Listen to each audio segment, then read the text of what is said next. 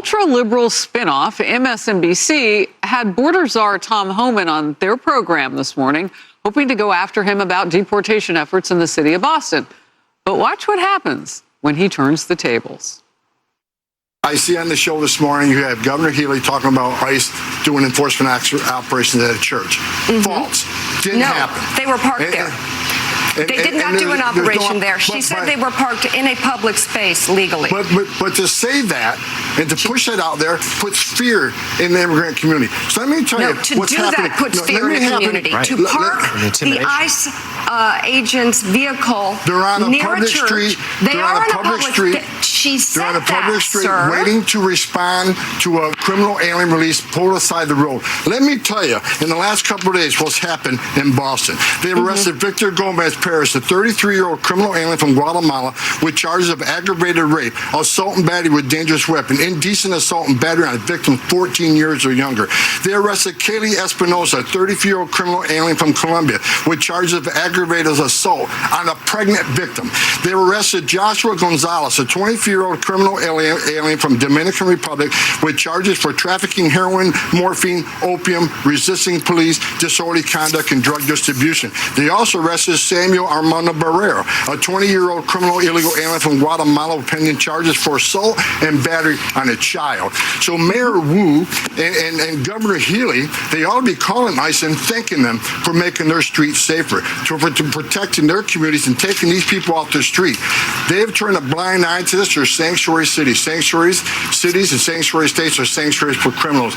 Give ICE access to the jail to arrest a bad guy in the jail rather than have to go in the community to find them. Because when you go in the community and find them, it puts ICE officers at greater risk. It puts the community at greater risk. It puts the alien at greater risk because anything can happen on a street risk. Ooh. And like a hostage between Mika and Tom, you see the other anchor pop up for a second. Oh, no, take me off screen. So Homan wasn't done yet. He goes after their language of choice on illegal alien arrests. Watch.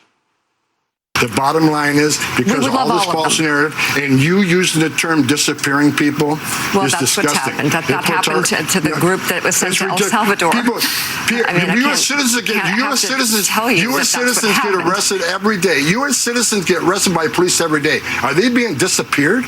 No, their laws are being enforced. They're being arrested. They're being put in detention because they committed a criminal offense. Not like what you're doing.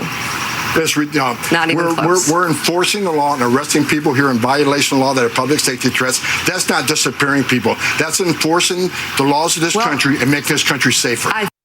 Kennedy. I like that he was able to back up his argument. I mean, I have shared skepticism about the way we've done certain enforcement in this country, but I think, right now, for people who are getting into law enforcement, they actually want to go work with ICE because they know there's a lot of focus and a lot of money going into that department. And when he talks about the most dangerous people in a city who are finally being apprehended, Michelle Wu can come out and virtue signal, but at the same time, in private, all of these people are breathing a sigh of relief because they don't have to deal with them anymore because of their horrible progressive laws.